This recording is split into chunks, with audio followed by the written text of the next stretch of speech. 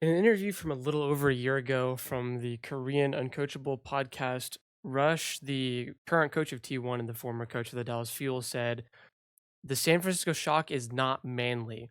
And when Krusty, the San Francisco Shock coach, asked him, "What do you mean?" Rush said, "You should be Giga Chads. If you meet the eyes of the opponent, you should fight them." This, at the time, I wasn't exactly sure what he meant because this is not something that Western Overwatch philosophy carries at all. After watching OWCS that year, there were a couple fights that stuck out to me, one in particular that we're going to watch here, that really showed what he means by this. The biggest thing that it means is there's a pre-fight staging phase where both teams try to set up for whatever fight's going to happen. Sometimes there's a comp that wants to bait and engage. Sometimes there's a comp that just wants to set up their own engage. Sometimes there's two of this comp and two of this comp and whatever. The important part is the pre-fight is for both teams to set up the fight to be as good as it can for them. The big philosophy difference comes in how teams decide to play the staging phase. The biggest thing you'll see Korean teams do is fight back a lot harder during the staging phase when the enemy team is trying to set up and engage.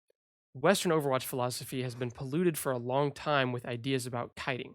Now, kiting is not always bad, but if you ever find yourself kiting the enemy's setup or turning around for people that are already in your backline, you've already lost the fight. The fight we're going to watch is one of the best examples of Korean Overwatch philosophy against Western Overwatch philosophy. Here, Falcons is playing a hard engage comp, ENCE is playing a comp that wants to bait these engages and punish them.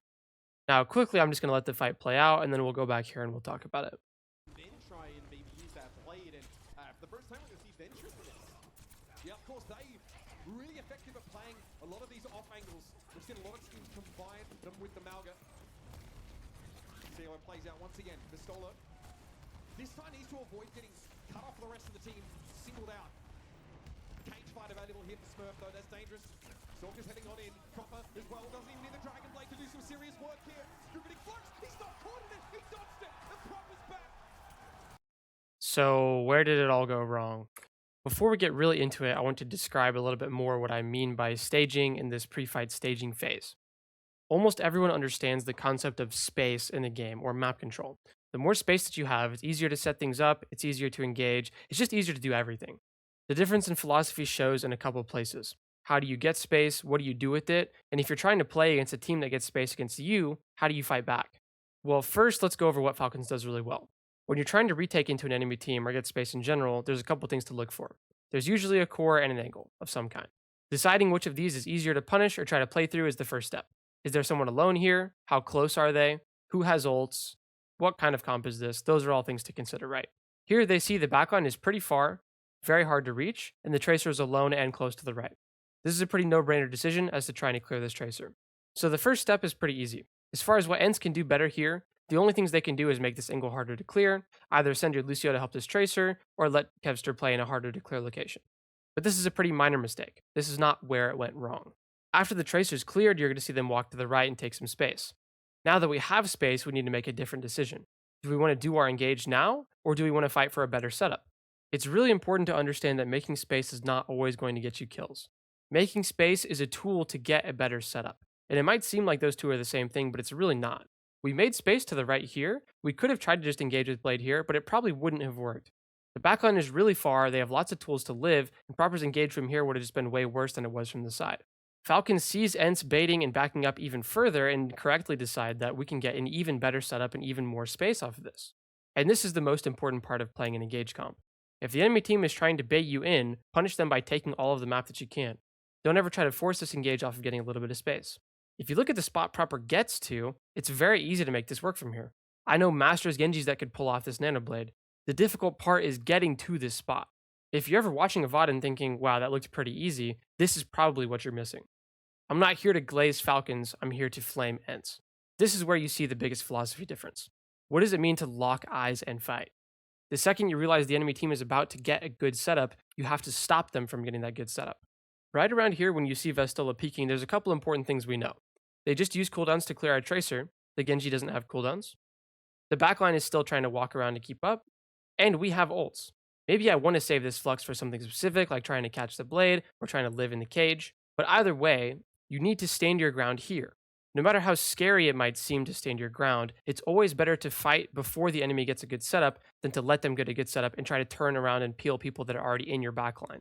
From this fight, we could learn a really important lesson. If the enemy team makes space, you have a very short window to fight back before they get a good setup and you have no counterplay left. This is the counterplay window. If you miss it, you're just going to have to watch as your whole team dies. Now let's look at a more recent example. This is an NA OWCS match of GK Esports versus Team Liquid that happened a few weeks ago. This fight is a pretty similar concept where GK only has Blade and a hard engage tool to try and win this fight, and Liquid is playing a comp that wants to bait them in and punish this engage. Also similar to the fight we just watched, GK is going to go in and do whatever they want, and Liquid's not even going to try and fight back. Let's watch this fight first, and then we'll go back and analyze.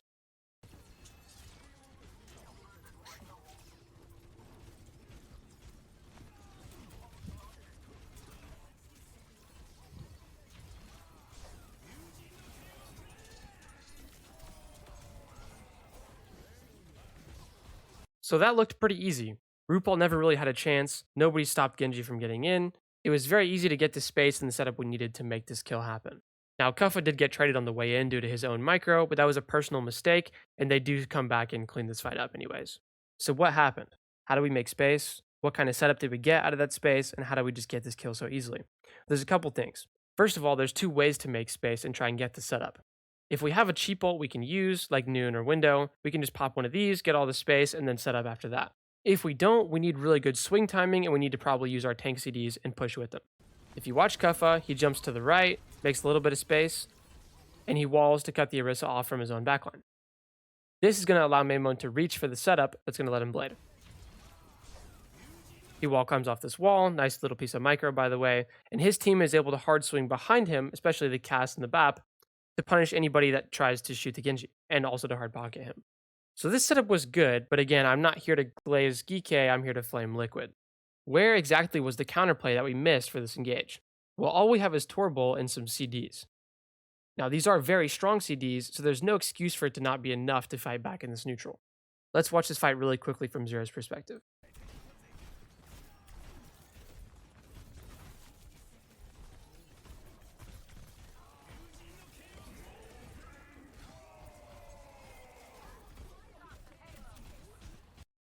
Can you pinpoint the moment that Geeke starts to reach for space and their setup starts to become good? This is the moment we need to start pushing with our CDs and probably use our ult.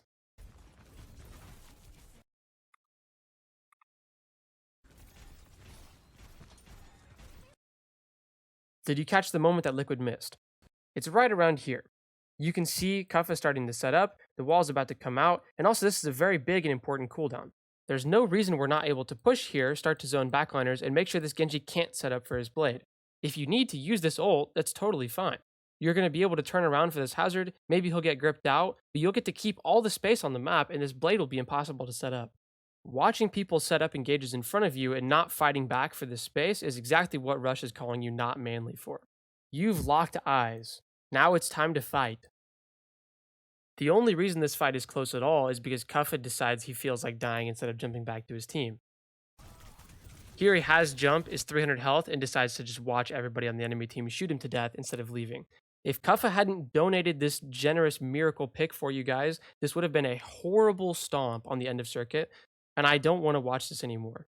Please, Western teams, start fighting back in your neutrals and stop watching people set up in front of you. If you lock eyes, it's time to fight.